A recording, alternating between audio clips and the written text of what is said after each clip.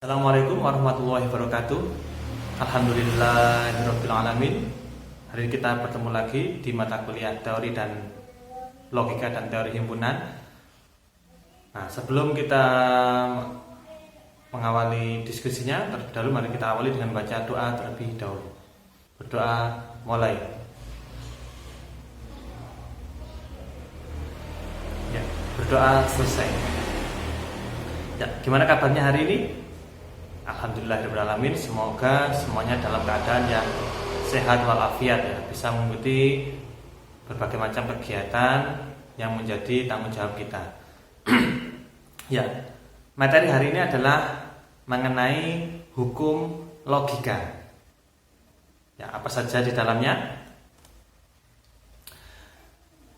Nah, sebelum saya menampilkan materinya, terlebih dahulu saya sampaikan tata cara pembelajaran pada hari ini. Jadi berbeda dengan pertemuan-pertemuan sebelumnya.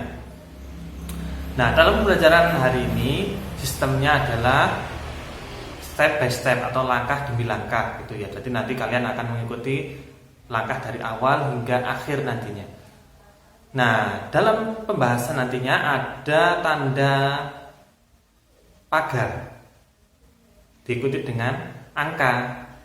Nah, maka itu menjadi urutan tugas pada hari ini. Ya, ada tanda pagar kemudian diikuti dengan angka. Nah, misal 2 tambah 5 sama dengan titik-titik, kemudian ada pagar angka 2. Maka 2 plus 5 sama dengan titik-titik merupakan tugas nomor 2. Seperti itu ya. Dan seterusnya. Intinya nanti kalau ada tanda pagar berarti itu adalah urutan tugas pada hari ini. Nah, nanti juga ada beberapa istilah yang akan kita gunakan dalam pembelajaran hari ini. Yang pertama adalah prior knowledge atau pengetahuan prasyarat atau pengetahuan sebelumnya yang berhubungan dengan materi hari ini. Kemudian ada konteks, yaitu berhubungan dengan keseharian atau juga yang pernah dialami. Kemudian ada konten, yaitu materi yang akan kita bahas pada hari ini. Kemudian di akhir nanti ada kurikulum knowledge atau perluasan dan pendalaman dari materi itu sendiri. Ya, belajarnya nanti seperti itu ya. Nah, saya awal dengan pengetahuan yang prasyaratnya. Nah, di sini ada operasi bilangan. Ya, masih ingat operasi bilangan? Ya, sebutkan sifat-sifat dari operasi bilangan. Ya, ada yang masih ingat? Ya. Ya, sifat-sifat operasi bilangan itu ada 4. Yang pertama adalah komutatif, kemudian asosiatif, kemudian distributif, dan yang keempat adalah identitas. Ya, komutatif sampai identitas jenisnya adalah termasuk operasi bilangan. Ya, bentuknya seperti apa? Ya, pastinya kalian sudah mengetahui ya. Kalau sudah tahu namanya, pasti nanti bentuknya sudah mengetahuinya. Nah, kemudian buatlah tabel kebenaran tentang biimplikasi. Ya, tabel kebenaran tentang biimplikasi. Nah, ini adalah tugas pertama. Ya, ini di materi yang sebelumnya di pertemuan ke-3 kalau misalnya ya. Nah, silahkan dibuka kemudian dibuat tabel kebenaran biimplikasi. Nah, biimplikasi itu apa? Ya, biimplikasi apabila ada pernyataan yang anteseden dan konsekuensinya bernilai sama, maka biimplikasinya bernilai benar. Atau kalau dalam simbol, jika P dan Q-nya bernilai sama, benar dan benar atau salah dengan salah, maka nilai biimplikasinya benar. Nah, itu namanya biimplikasi. Nah, kemudian yang ketiga, buatlah contoh dengan bentuk operator logika yang menunjukkan ekuivalen. Ya, bisa dilihat lagi materi sebelumnya. Bentuk operator logia yang berbentuk ekuivalen berarti nanti ada dua pernyataan majemuk kanan dan kiri, dan nanti simbolnya ekuivalen yang garis 3 ya, sama dengan tapi ada 3 itu ya garisnya. Ya, ini saya contohkan yang di layar seperti ini. P maka Q ekuivalen dengan negasi P atau Q. Nah, itu adalah contoh dari ekuivalen. Nah, kalau bisa kalian mencari yang selain yang saya contohkan di sini. Nah, kalau sudah, nah pernyataan yang ekuivalen, nah contohnya adalah yang saya tampilkan di situ. Jika diimplikasikan, maka menjadi pernyataan yang tautologi. Atau kalau dalam simbolnya nanti berarti simbol ekuivalen itu jika diganti dengan biimplikasi, maka pernyataan majemuk tersebut menjadi pernyataan yang tautologi. Ya, masih ingat ya tautologi ya? Ya. Nah, ini diingat poin pertama ya, kalau ekuivalen diganti dengan biimplikasi itu menjadi pernyataan yang tautologi. Nah, selanjutnya kalian pasti sering berkomunikasi kan ya, walaupun menggunakan handphone berjauhan tapi kan tetap berkomunikasi. Nah, misal ketika berkomunikasi kalian mengucapkan saya makan dan saya makan. Nah, ini kan sesuatu yang pemborosan kata gitu ya. Saya makan dan saya makan. Maka lebih bagusnya menjadi apa? Nah, itu ya. Nah, kalau disimbolkan menjadi operator logika itu menjadi P dan P itu ekuivalen dengan P itu sendiri. Ya. Saya makan dan saya makan. Ya, bagusnya ya saya makan saja gitu ya, berarti nggak usah 2 kali seperti itu ya. Atau yang ini, nah saya minum atau saya minum, nah, itu maksudnya gimana ya? Ini kayak pernyataan mau tahu atau mau tahu banget, nah itu kan sama saja ya. Ya, saya minum atau saya minum, nah menjadi apa? Nah silakan teruskan jawabannya, itu menjadi pertanyaan yang ketiga.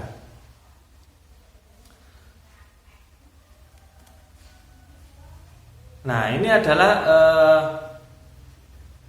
kalau di operator logika itu menjadi P atau P, ya ekuivalen dengan P. Nah, ini seperti di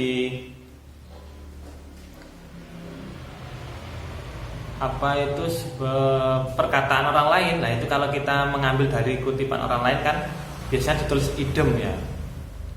Saya idem dengan pendapat yang sebelumnya. Nah, itu namanya berarti mengikuti. Berarti kalau ada pernyataan yang sama, mengikuti yang depan, itu namanya idem. Nah, maka di logika juga ada yang namanya hukum idem poten. Yaitu pernyataan yang dua pernyataan sama, maka yang diambil adalah satu saja. Nah, itu hukum yang pertama, hukum idem poten. Nah, masih mengenai berkomunikasi tadi ya, pernahkah kalian mengucapkan sesuatu yang membingungkan? Ya, atau kalau kalian nggak pernah yang membingungkan, mungkin pernah mendengar teman yang berkata tapi ini maknanya apa maksudnya? Nah, pasti pernah ya. Ya, contohnya seperti ini. Saya tidur siang atau saya tidak tidur siang. Nah, saya tidur siang atau saya tidak tidur siang. Kalau ada pernyataan seperti ini bagaimana? Kalau dia tidur siang boleh apa enggak? Atau kalau dia tidak tidur siang boleh apa enggak? Nah, kalau di operator logika itu seperti P atau negasi P ekuivalen dengan B. B adalah benar. Ya, mau dia tidur siang, mau dia tidak tidur siang itu benar. ini ya. Nah, sekarang kalau ini ibu memasak nasi dan ibu tidak memasak nasi. Nah, ini maksudnya gimana ini? Ibu masak nasi dan ibu tidak masak nasi ya. Kalau atau tadi kan bisa milih salah satu kan bisa. Nah, kalau dan itu kan harus dipilih dua-duanya. Berarti kalau ibu memasak nasi dan ibu tidak masak nasi, itu maksudnya gimana ini ya? Nah, karena membingungkan maka pernyataan tersebut bernilai salah. Ya, sehingga P dan negasi P itu ekuivalen dengan salah. Nah, itu adalah hukum logika yang kedua, yaitu hukum inverse. P atau negasi P sama ekuivalen dengan benar, P konjungsi negasi P ekuivalen dengan salah. Nah, sebelumnya tadi sudah dibahas mengenai P atau negasi P ekuivalen dengan benar. Nah, sekarang dirubah P atau benar. Jawabannya apa? P atau benar. Nah, ketika dibuktikan menggunakan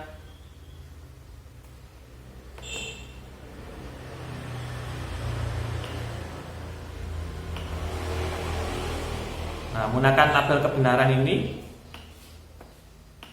Nah, P kan benar, bisa salah. Kemudian B pasti benar. Nah, ketika dihubungkan dengan penghubung atau disjungsi, maka semuanya bernilai benar. Sehingga P atau benar ekuivalen dengan benar. Ya, P atau benar maka ekuivalen dengan benar. Nah, bagaimana kalau dihubungkan dengan konjungsi? Nah, P dan negasi P tadi kan salah ya. Sekarang kalau P dan salah ekuivalen dengan apa?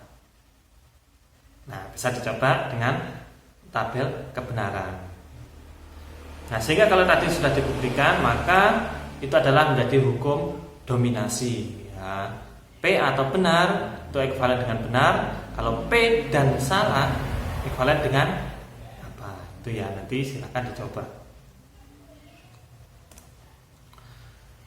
Nah, kemudian tadi mengenai operasi aljabar tadi ya, ada 4, yaitu komutatif, kemudian asosiatif, kemudian ada distributif dan juga identitas.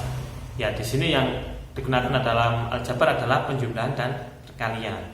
Ya, komutatif ya kalau ada A plus B sama dengan B plus A, balik komutatif. A kali B sama dengan B kali A. Kemudian asosiatif ada A plus B, A plus B plus C sama dengan A plus B plus C. Nah, sama dengan apa? Nah, masih bisa dibentuk menjadi satu lagi yang membuat asosiatif. Kemudian A kali B kali C sama dengan A kali B kali C. Nah, itu juga semua adalah sifat asosiatif. Nah, kemudian yang distributif, A plus B kali C sama dengan A plus B kali A plus C. Nah, apakah itu bisa? Ya, coba dibuktikan ya. Bisa dimasukkan angka yang berbeda ya, A berapa, B berapa, C berapa. Kemudian distributif yang kedua, A kali B plus C sama dengan A kali B plus A kali C. Apakah ini juga bisa? Silahkan dibuktikan. Kalau kok kanan dan kiri sama, maka disebut bersifat distributif. Itu ya. Kemudian identitas itu adalah kembali ke dirinya sendiri. Misalkan A plus 0 sama dengan 0 plus A sama dengan A ya, kembali ke dirinya sendiri. Kemudian A kali 1 sama dengan 1 kali A sama dengan A. Nah, kembali ke dirinya sendiri, sehingga itu disebut identitas atau yang penjumlahan dan perkalian. Nah, kita awali dengan ya, sifat aljabar yang apa ini? A plus B sama dengan B plus A. Tadi apa? Sifat apa? Komutatif ya.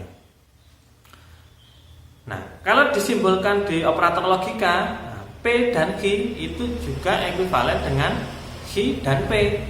Ya, pembuktiannya dengan tabel kebenaran.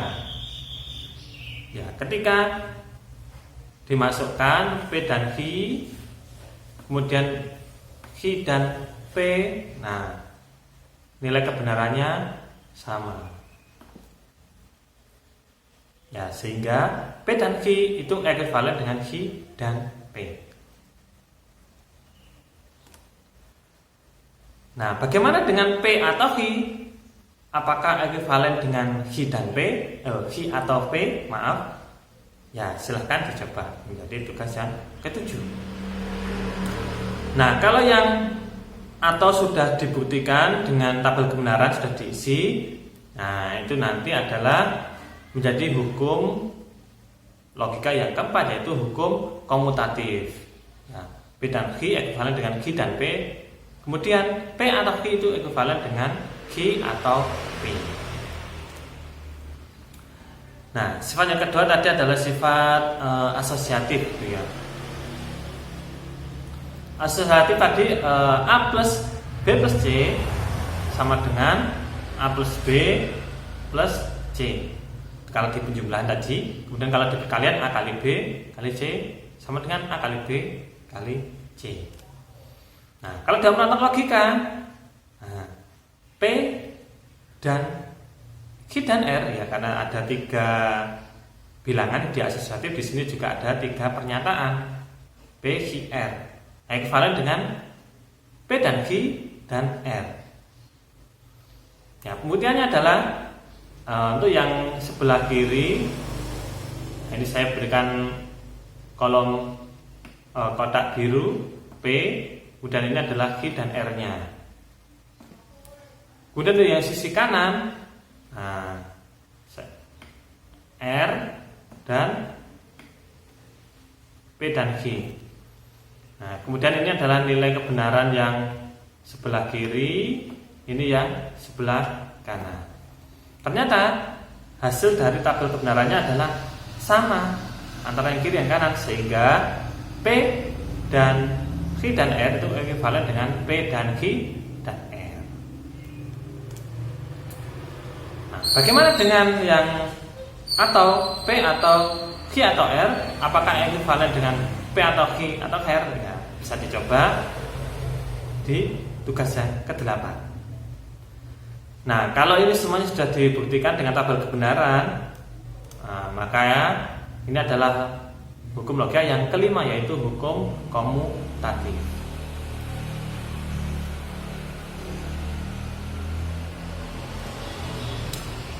Nah, kemudian sifat yang berikutnya adalah yang distributif.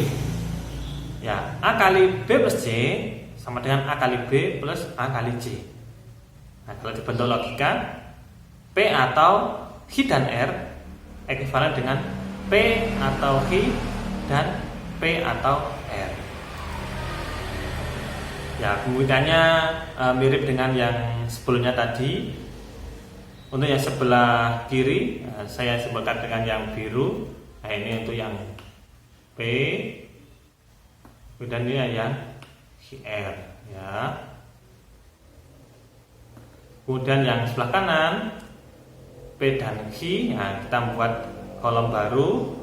Kemudian P dan R, P atau R juga kita buat kolom yang baru. Sehingga ketika yang kiri dicari, kemudian yang kanan dicari, ternyata nilai kebenarannya adalah sama, sehingga kiri dan kanan adalah ekuivalen. Nah, bagaimana kalau tandanya pindah, ya, P dan Q atau R? Apakah ekuivalen dengan P dan Q atau P dan R? Ya, silakan dicoba dengan tabel yang sudah tersedia, tugas yang ke-9. Nah, kalau ini tabelnya sudah terpenuhi, ya, apakah terbukti? Ya, kalau misal terbukti, maka itu adalah hukum logika yang keenam, yaitu hukum distributif. Ya. Kemudian mengenai identitas, ya tadi identitas kan A plus 0 sama dengan 0 plus A sama dengan A, atau A kali 1 sama dengan 1 kali A sama dengan alfa. Kembali ke dirinya sendiri. Misal P atau salah, P atau salah itu ekuivalen dengan apa?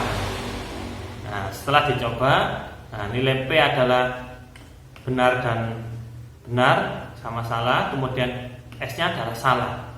Ternyata ketika di tabel kebenaran, P atau S itu nilainya adalah B dan ini adalah S. Nah, berarti B dan S itu seperti apa? Ya, seperti P itu sendiri. Nah, ini kan sama. Sehingga P atau salah itu ekuivalen dengan P. Nah, kembali ke dirinya sendiri, ke P sendiri. Nah, misal P dan benar itu ekuivalen dengan apa? Nah, coba dikerjakan di tugas 10 dengan melengkapi tabel kebenarannya. Nah, kalau ini sudah dipenuhi tabelnya, nah itu adalah hukum logika yang ke-7, yaitu hukum identitas atau kembali ke dirinya sendiri. P atau S ekuivalen dengan P, P dan B ekuivalen dengan apa? Nah, itu ya. Nah, kembali lagi ini ke konteks komunikasi ya. Kalian pernah nggak bilang seperti ini atau yang bilang yang sejenisnya? Tidak benar bahwa saya tidak pergi ke sekolah. Misalnya kalau pas dituduh, wah kamu nggak berangkat sekolah ya? Tidak benar bahwa saya tidak pergi ke sekolah. Berarti itu adalah menunjukkan bahwa saya pergi ke sekolah. Tidak benar bahwa saya tidak pergi ke sekolah.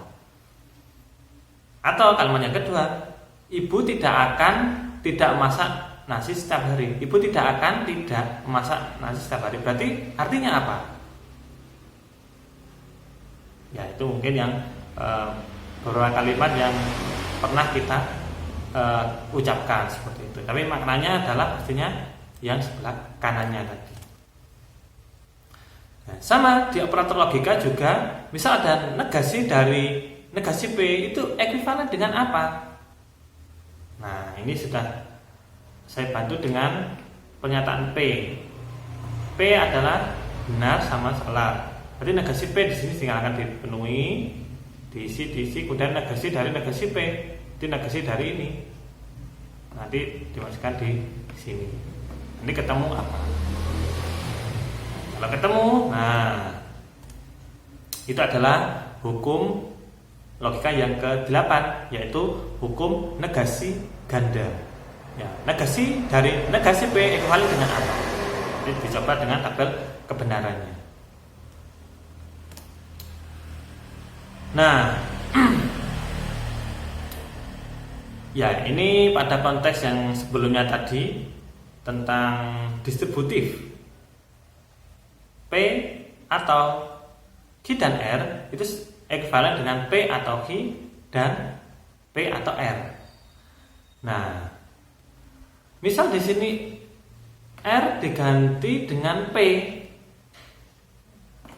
nah maka menjadi seperti ini. Ya, sebelumnya R itu diganti P, tinggal diganti saja. Nah, sehingga yang diganti adalah ini.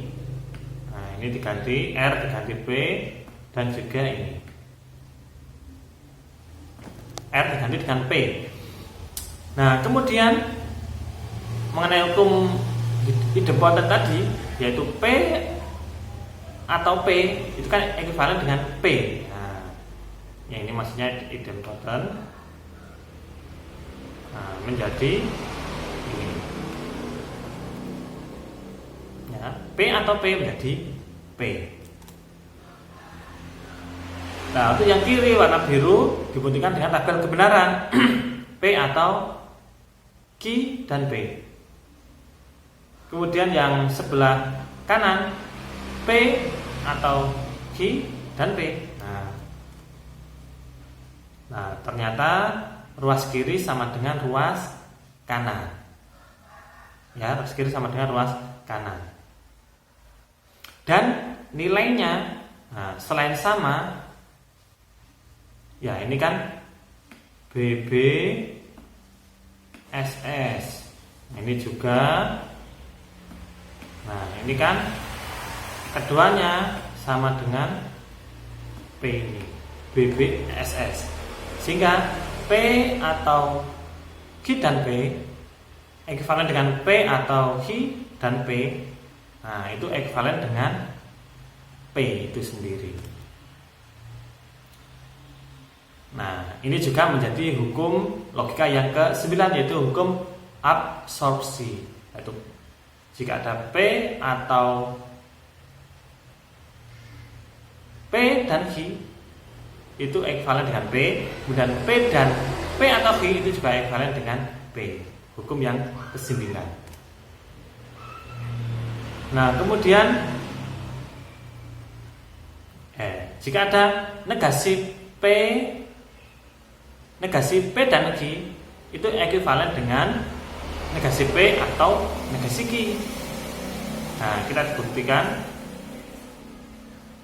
dengan tabel kebenaran. Di sini ternyata yang ruas kiri sama dengan ruas kanan nilai kebenarannya, sehingga memang negasi P dan Q itu ekuivalen dengan negasi P atau negasi Q. Ya, bagaimana dengan negasi P atau Q? Apakah ekuivalen dengan negasi P dan negasi Q? Ya, silakan dilengkapi tabel kebenarannya. Nah, kalau itu tabelnya sudah lengkap, nah, maka itu adalah menjadi hukum logika yang ke-10, yaitu hukum De Morgan. Nah, itu tadi mengenai hukum-hukum logika. Berarti hukum logika ada berapa? Ya, ada hukum logika tadi sudah kita bahas. Nah, silahkan dibuat rangkumannya.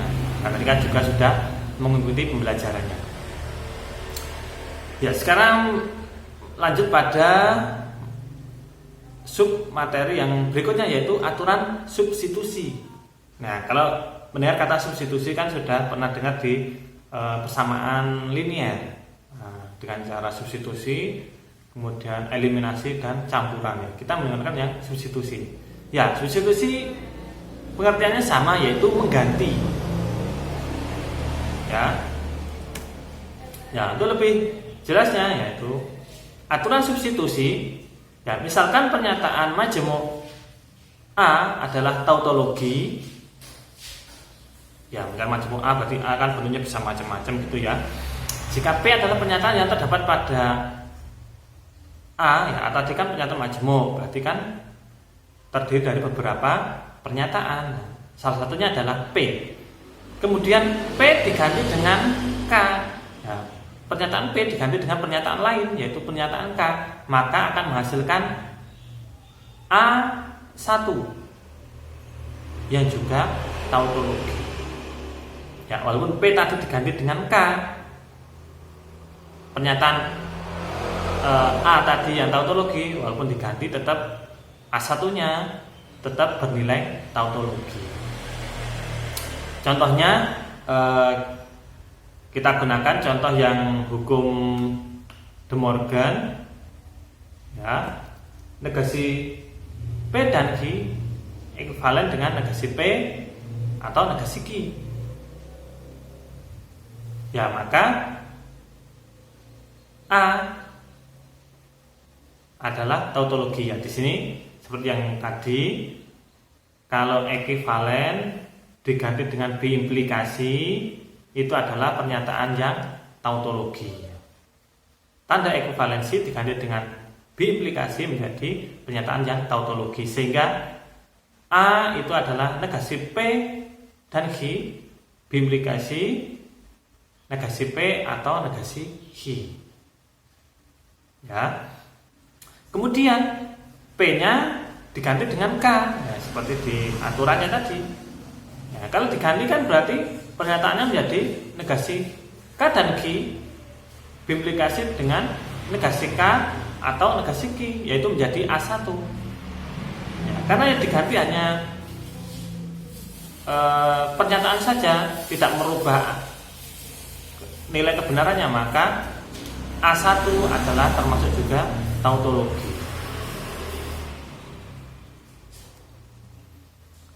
Nah, itu tadi cuma diganti satu pernyataan. Nah, ternyata selain bisa dirubah satu pernyataan, juga bisa diubah dengan pernyataan yang lebih dari satu. Ya, contohnya yang kedua di sini. Nah, tadi setelah P diganti dengan K, sekarang ganti L. Ganti Q. Ya. Q yang diganti dengan L maka M. Berarti kan ada dua pernyataan. Sehingga dari ini menjadi ini. Nah, itu adalah mengsubstitusi atau mengganti nilai Q dengan L maka M. Ya, tadi menjadi seperti yang ditampilkan di layar itu ya. Dan itu adalah menjadi A2. Ya, karena A2 adalah substitusi dari Q diganti dengan L maka M, maka A2 juga termasuk tautologi. Itu ya. Nah, yang berikutnya ini sama mirip dengan yang kedua tadi. Karena ganti K tadi kan sudah diganti ya, sekarang diganti lagi dengan pernyataan yang lain, yaitu di sini saya contohkan K diganti dengan N dan O. Nah, maka pernyataan menjadi panjang seperti itu ya. Nah, setelah disubstitusi ini hanya mengganti K dengan N dan O, hanya mengganti itu saja, K dengan N dan O, dan itu menjadi A3. Nah, karena tadi hanya mengganti saja, maka nilai kebenarannya tetap, sehingga A3 juga termasuk tautologi. Itu ya.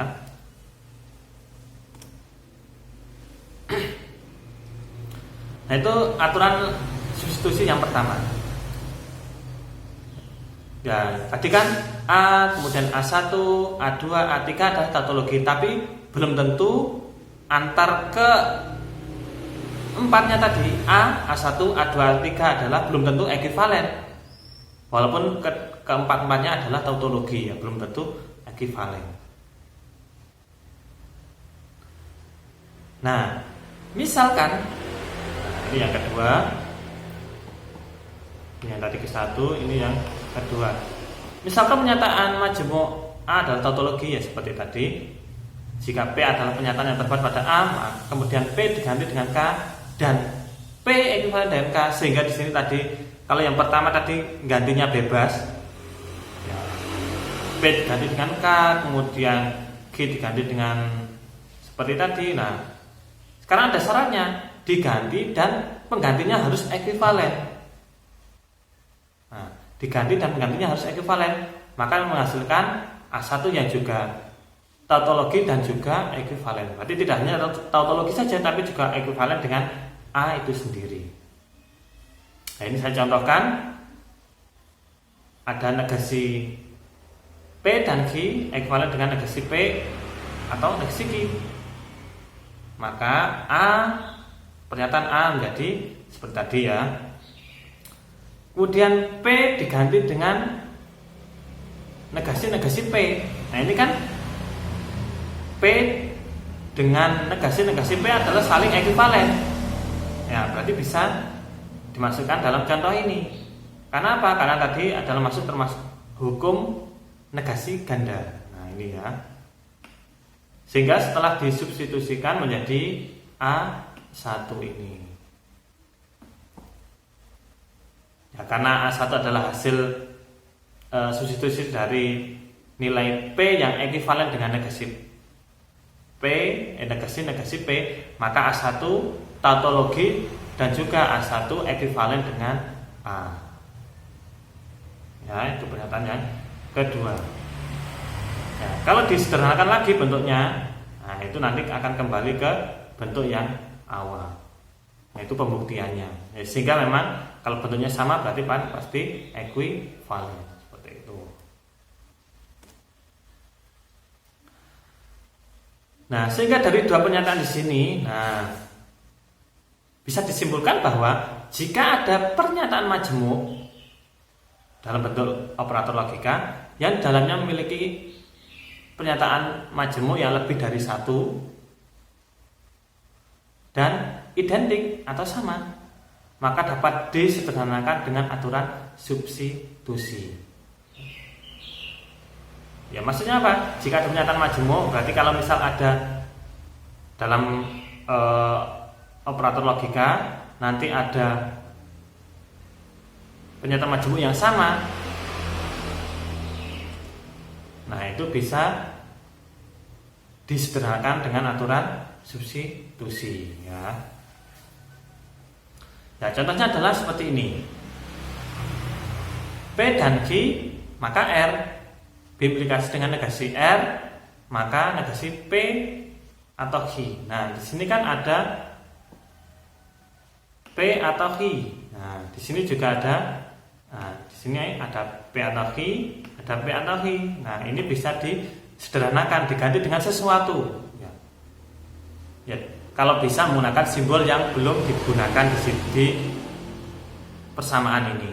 Nah, kalau ini kan sudah ada P, Q, dan R, berarti menggunakan simbol lain. Di sini saya menggunakan simbol S. Dan terus runtut sampai ke bawah. Nah, di sini di baris ke-6. Nah, ini sama lagi. Nah, ini SR ini kan sama.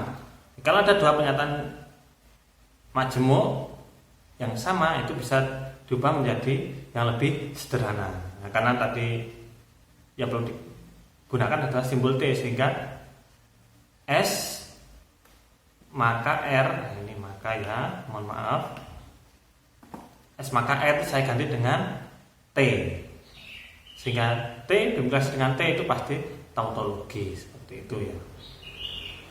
Nah, intinya itu tadi, kalau ada dua pernyataan, nah ini ada satu, ada dua, nah ini bisa diganti dengan sesuatu simbol yang lain. Nah, seperti ini ya. Ini juga sama bisa diubah menjadi simbol yang lain. Nah, itu adalah aturan substitusi.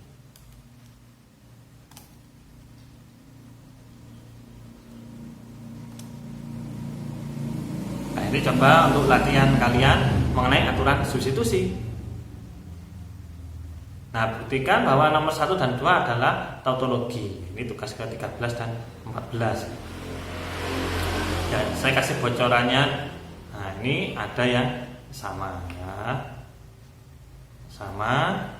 Nah, ini bisa diubah menjadi simbol yang berbeda.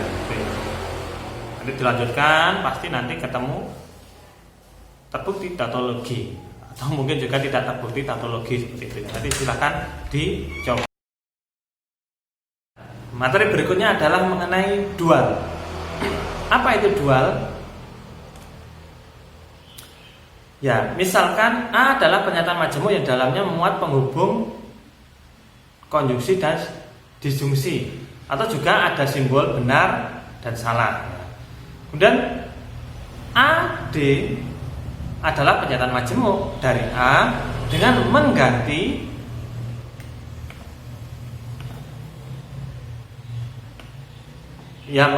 dan dengan atau, kemudian atau dengan dan, kemudian benar dengan salah, atau salah dengan benar. Berarti hanya mengganti saja yang dan menjadi atau menjadi dan, benar menjadi salah, salah menjadi benar. Maka AD adalah dual dari A. Ya, mengganti saja, itu ya. Contohnya di sini adalah ada A, P dan Q.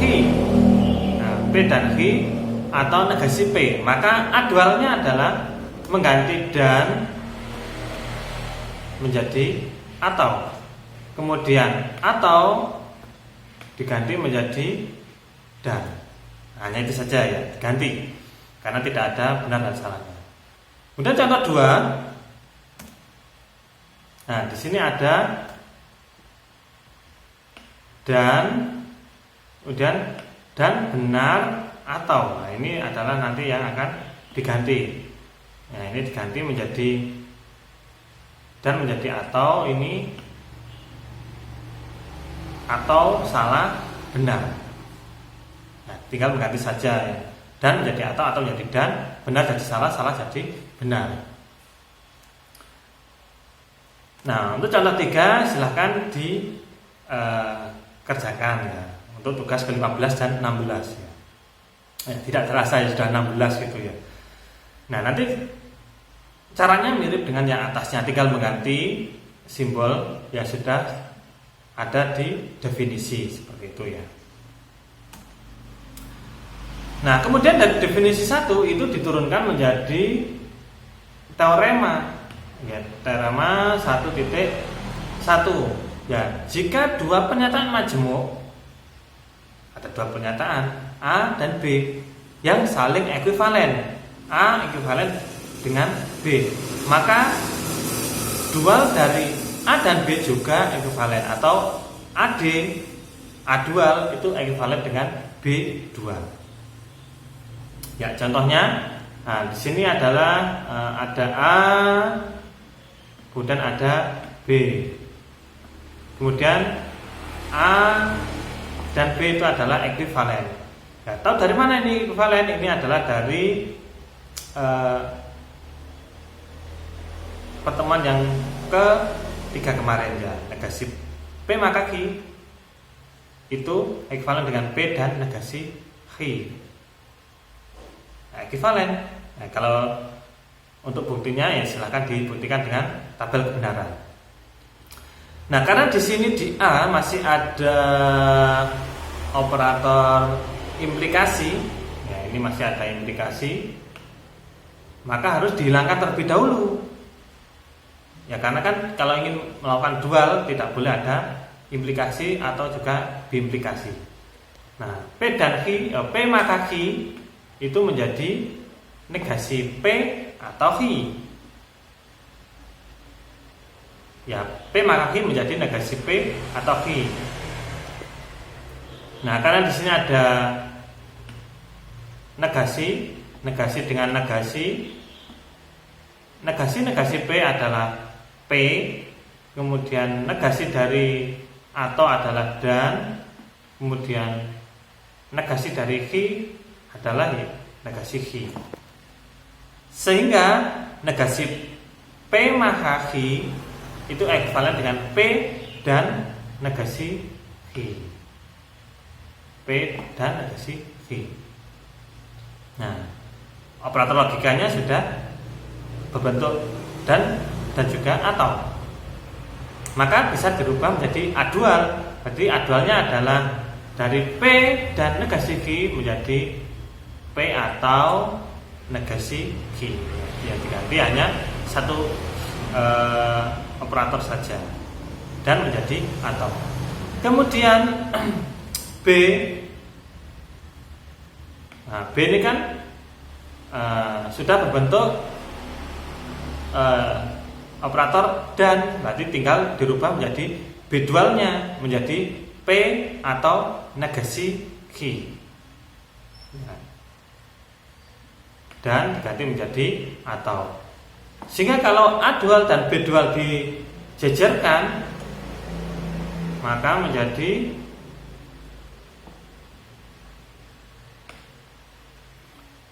P atau negasi Q ekuivalen, pasti ekuivalen dengan P atau negasi Q karena sama ya. Maka ekuivalen ya, karena A dual dan B dual ekuivalen, maka A dual ekuivalen dengan B dual. Nah, itu adalah bunyi teorema 1.1. Ya, masih berkaitan dengan teorema 1.1. Ya, silakan ditunjukkan bahwa di sini ada C itu negasi P dan negasi Q, kemudian D ada negasi dari negasi P maka Q. Ya, tunjukkan dulu C ekuivalen dengan D. Kenapa? Karena ini adalah syarat dari dual.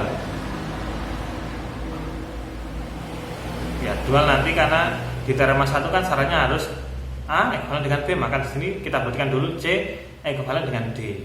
Baru kalau sudah C dan D adalah ekuivalen, maka kita bisa mencari C dualnya ekuivalen dengan D dualnya. Nah, ini adalah menjadi tugas ke-17 dan 18. Ya, untuk mencari C ekuivalen dengan D, nah ini bisa menggunakan cara hukum-hukum yang sudah kita pelajari sebelumnya tadi, itu ya. Nanti pasti bisa ketemu apakah dia ekuivalen apa tidak gitu. Atau juga bisa menggunakan tabel kebenaran.